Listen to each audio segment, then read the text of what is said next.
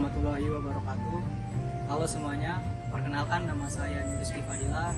Saya mahasiswa semester 5 dari Prodi Pendidikan di Fakultas Keguruan dan Ilmu Pendidikan Universitas Muhammadiyah Profesor Dr. Hamka.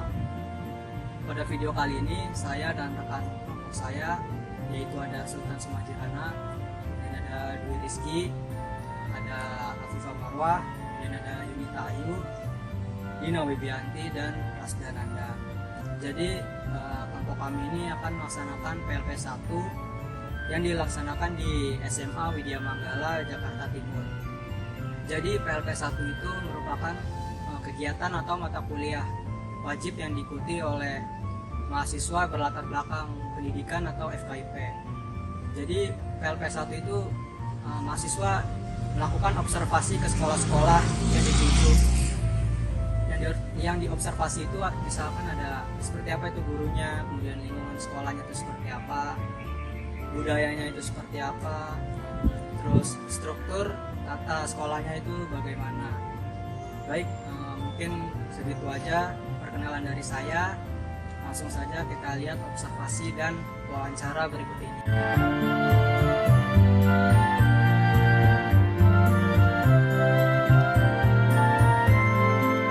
Pertanyaan pertama yaitu, seperti apa sih Bu karakteristik umum yang harus dimiliki oleh peserta didik dan bagaimana caranya untuk menyikapi karakteristik peserta didik tersebut yang tentunya berbeda-beda? Saya jawab ya. Karakter itu kan sifat ya. Karakteristik yang ada di kurikulum itu kan sekarang karakter harus memiliki budaya literasi. Pelajaran jarak jauh yang dilakukan pada saat pandemi COVID-19 seperti saat ini. Saya jawab langsung? Ya, boleh Ibu, silakan.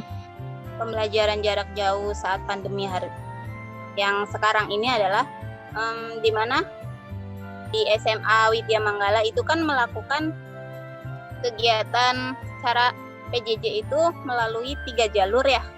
3 jalur. Nah, yang pertama itu adalah ada YouTube. Nah,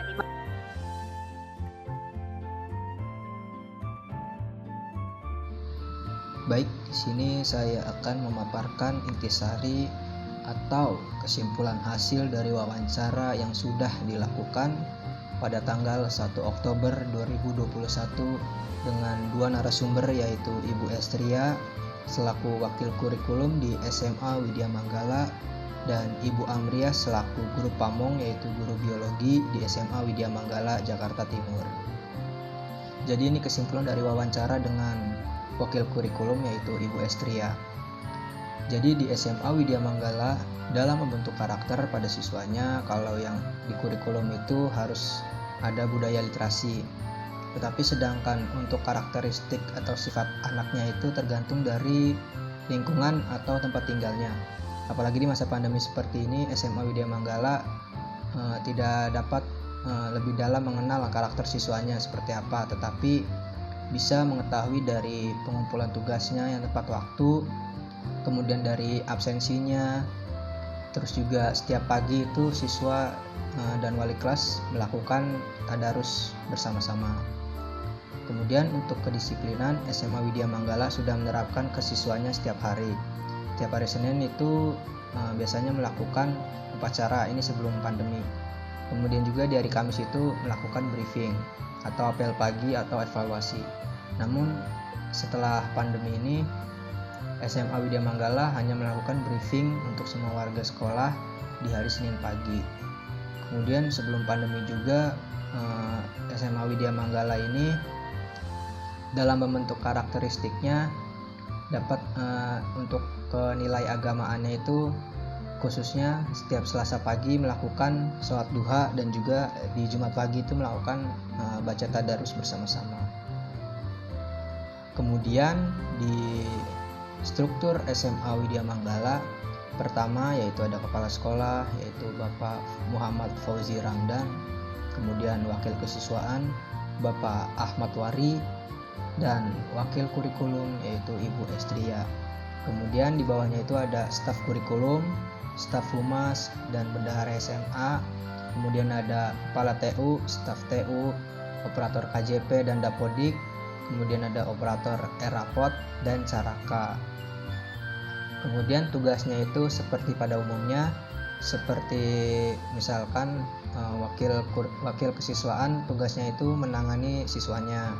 Kemudian wakil kurikulum itu berkaitan dengan materi pembelajaran dan juga nilai-nilai siswanya.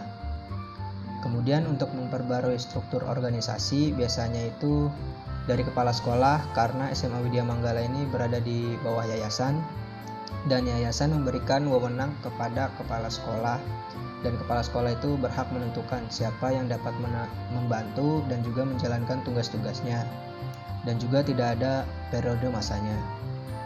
Kemudian di SMA Widya Manggala memiliki peraturan seperti sekolah-sekolah pada umumnya, dan juga memiliki kasus bertahap nih. Ada yang ringan, sedang, dan juga berat. Contohnya seperti absensi, kemudian kerapihan seperti bajunya, atau rambutnya yang tidak gondrong, kemudian tidak merokok. Tetapi karena di masa pandemi ini guru tidak dapat mengetahui seperti apa itu siswanya, hanya dapat dilihat dari absen dan pengumpulan tugasnya. Karena di rumah juga orang tualah yang harus memperhatikan. Kemudian di SMA Widya Manggala memiliki kegiatan formal seperti upacara, kemudian ada literasi, terus juga setiap 17 Agustus juga mengadakan lomba. Kemudian di SMA Widya Manggala memiliki ekskul, namun di masa pandemi seperti ini tidak berjalan lancar ya, jadi cuman 1 bulan sekali dan hanya mengadakan pertemuan virtual seperti pramuka atau paskibra. Kalau sebelum pandemi itu semua ekskul berjalan lancar. Kemudian di SMA Widya Manggala selalu memberikan pembiasan positif kepada siswanya, seperti tadi sholat duha di pagi hari, kemudian siraman rohani, terus literasi. Kemudian juga mungkin setelah masa pandemi SMA Widya Manggala akan menerapkan bank sampah untuk siswanya dapat melakukan kreativitasnya. Kemudian saya akan memaparkan kesimpulan atau intisari dari wawancara dengan Ibu Amria selaku guru biologi di SMA Widya Manggala. Jadi di SMA Widya Manggala Jakarta Timur selama pembelajaran jarak jauh ini atau PJJ, KBM-nya itu dengan melakukan 3 jalur atau 3 platform, yaitu yang pertama ada YouTube, yang kedua ada Zoom Meeting, kemudian yang ketiga itu ada Google Form. Jadi guru menyampaikan materi melalui YouTube dan kemudian siswanya itu menonton ataupun menyimak setelah 20 sampai 30 menitan. Selanjutnya baru melakukan Zoom Meeting untuk jikalau ada pertanyaan atau ada materi yang belum dipahami oleh siswanya bisa ditanyakan ke gurunya. Kemudian Google Form itu untuk penugasan bagi siswanya. Selain 3 platform itu ada modul, kemudian ada LKS. Nah, LKS ini untuk mengerjakan tugas jikalau guru tidak melakukan penugasan di Google Form, maka menggunakan LKS untuk penugasannya. Setelah itu baru bisa dikirimkan melalui Google Classroom. Kemudian di masa pandemi ini untuk melakukan strategi pembelajarannya, guru melakukan komunikasi di setiap grup WhatsApp. Misalkan hari ini ada pelajaran biologi. Kemudian guru itu memberikan motivasi ke siswanya untuk belajar supaya mereka lebih giat lagi, tidak hanya mengandalkan absen di WhatsApp ataupun di Zoom Meeting ataupun di YouTube nanti. Terutama memberikan motivasi ke siswa kelas 12 karena mereka hanya beberapa bulan sekolah, terus juga untuk mengerjakan tugas secara baik, juga untuk menyiapkan ujian, tryout dan lain-lain. Guru juga menargetkan siswanya untuk penugasannya dengan diberi tenggat waktu. Kemudian di masa pembelajaran jarak jauh ini atau PJJ, untuk proses penilaiannya sama saja seperti tatap muka, tidak jauh berbeda. Namun sekarang ini penilaiannya diwajibkan untuk memenuhi memenuhi 3 jalur tersebut, yaitu YouTube, Zoom Meeting, dan Google Form. Jika siswa tidak memenuhi 3 jalur tersebut, misalkan di YouTube hanya absen, tetapi di Zoom Meeting itu tidak hadir, biasanya nilai akan berpengaruh. Kemudian di masa pembelajaran jarak jauh ini juga pastinya memiliki kendala, terutama di sinyal ataupun kuota, karena biasanya banyak siswa yang ikut ke orang tuanya ke luar kota ataupun keluar DKI ataupun di Jawa. Jadi mereka ini susah mendapatkan sinyal. Kemudian kendala berikutnya itu ada izin sakit. Nah, untuk mengoptimalkannya biasanya guru itu memberikan keringanan.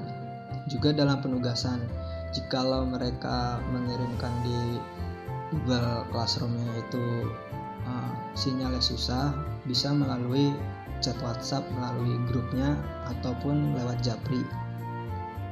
Kemudian selama pembelajaran jarak jauh, terutama pelajaran biologi, biasanya itu kan ada praktikum. Namun karena sekarang sedang masa pandemi juga, jadi praktikumnya hanya melalui daring. Karena jikalau melakukan praktikum luring, itu takutnya mengakibatkan kerumunan dan takut ada sesuatu yang tidak diinginkan. Kemudian keuntungan dan kekurangan selama pembelajaran jarak jauh ini tentunya tidak ada keuntungannya ya. Kekurangannya seperti tadi ya, siswanya banyak beralasan tentang sinyal maupun kuota. Tetapi keuntungannya itu hanya di masa waktunya saja. Jadi kalau di pembelajaran jarak jauh ini 1-1,5 jam. Kalau tatap muka itu biasanya 4-5 jam. Jadi selama PJJ ini bisa digunakan untuk memberikan tugas ataupun laporan di hari berikutnya.